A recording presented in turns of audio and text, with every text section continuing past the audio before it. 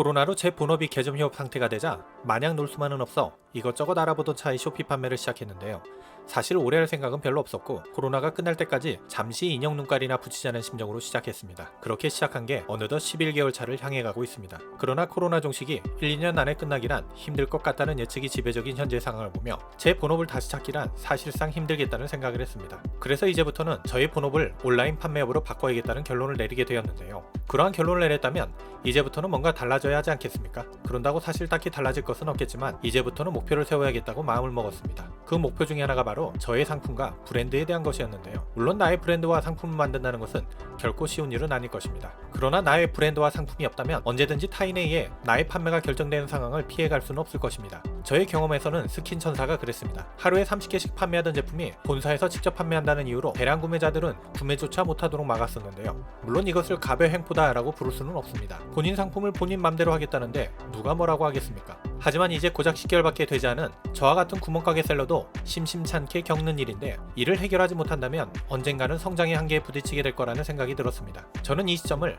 적당히 매출을 내는 것에 만족할 것이냐 아니면 향후에 더욱 성장하기 위한 장기적인 계획을 수립할 것이냐의 기로에 서 있다고 정말 비장한 각오로 임하고 있습니다. 그래서 오늘은 10개월차 구멍가게 셀러의 향후 사업에 대한 살얼음과 같은 얇은 고민을 우리 사랑하는 구독자 여러분과 함께 공유하고자 합니다.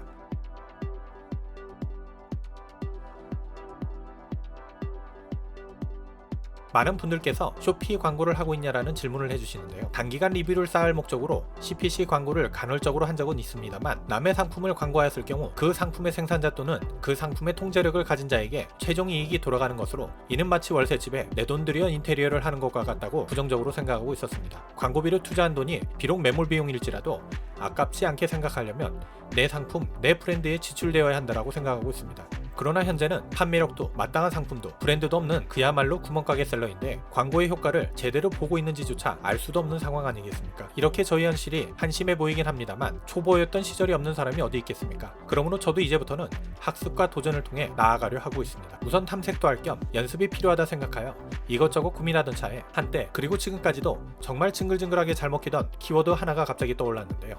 바로 북유럽입니다. 인테리어에서 처음 시작하여 이후 주방용품 등으로 퍼져나가 그냥 냅다 북유럽을 끼얹으면 날개 돋친 듯 팔려나갔고 심지어는 한복에도 가져다 붙였던 레전설 맞는 키입니다.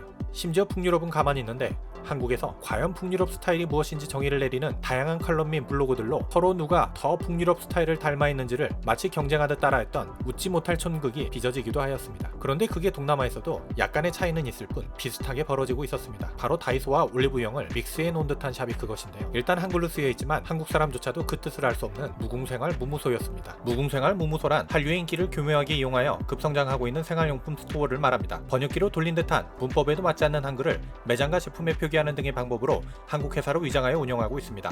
동남아, 특히 베트남과 말레이시아에서 인기가 많으며 한글을 모르는 현지 소비자들은 한국 회사와 한국 제품으로 오인하고 있습니다. 무궁생활은 사업성이 보인다 싶으면 바로 들이대는 세계 3대 상인에 꼽히는 중국 상인들의 작품인데요. 얄미움과 함께 나는 왜 먼저 하지 못했나 라는 부끄러움을 느끼게 해주는 것입니다. 예전 영상에서 말씀드렸듯 한류를 지나치게 낙관적이거나 과장되게 받아들여서는 안 되겠지만 분명 한류가 현지에서 통한다는 것을 보여주는 단적인 예라 할 수 있겠습니다. 그럼 저는 이런 한류 중에 서울을 선택해보도록 하겠습니다. 과장을 좀 보탠다면 동남아인들에게 서울은 동양의 밀라노라 불리며 세련된 패션 피플의 도시로 알려져 있습니다. 그들의 경대는 트렌디한 젊은이들이 넘쳐나는 공간이며 명동은 화려한 프랜차이즈 브랜드, 이태원은 한국에서만 발매되는 리미티드 에디션과 청담동과 가로수길은 부유하고 세련된 멋을 느낄 수 있는 공간으로 인식되었습니다. 이렇듯 한국, 특히 서울의 위상은 우리가 인지하지 못하는 사이에 정말로 높아져 있던 것이 사실인데요. 그래서 어차피 브랜드에 대해 문외한을 넘어 문외스럽기까지 한 제가 지금 당장 브랜드를 만들 수는 없으니 서울을 한번 끼얹어보면 어떨까 하는 생각을 해봤습니다. 그럼 어떤 상품에 적용할 것인지 선택해야 하는데요. 제가 아무리 바보라 할지라도 락토핏에 제 브랜드를 적용할 수 없다라는 것쯤은 알고 있습니다. 그렇기 때문에 브랜딩을 하려면 잘 알려지지 않은 상품이지만 원추보다는 니즈 쪽에 포함되는 상품으로 브랜딩을 해보는 것이 쉽다라고 생각했습니다. 마음은 벌써 OEM 제조에 들어갔지만 지금 당장은 연습을 해야 하므로 적절한 상품 하나를 선정하였습니다. 당연히 중국산 제품이고요. 인테리어 소품의 실용성을 가미한 제품으로 골라봤습니다. 그런 다음 이 상품에 정말 단순하게도 서울 디자인이라 붙인 후에 상품을 리스팅해 보았는데요. 한 달이 지난 지금 그 상품의 판매 건수가 정확히 26건 발생하였습니다. 판매가 된다는 게 정말 신기하지 않습니까? 물론 샵의 팔로워, 썸네일, 가격 등 다른 요인이 동시에 작용한 이유이기도 하겠지만 단순히 브랜드가 없는 상품을 단지 서울만 끼얹어 리스팅했을 뿐인데 판매가 된다는 사실에 상당히 흥미로웠습니다. 그 다음 어떻게 할지가 자연스럽게 막 떠오르기 시작했습니다. 적절한 카테고리군에 속하는 상품을 브랜드와 비브랜드 상품을 섞고 제 상품의 브랜딩을 하여 판매를 한다면 쇼피뿐만 아니라 자사몰까지도 판매가 가능하며 또한 중국 사입 제품이므로 국내에서도 충분히 팔 수 있으니 자연스럽게 마켓을 확장할 수 있겠다는 생각이 들었습니다. 어떻습니까? 시도해 볼만하지 않겠습니까?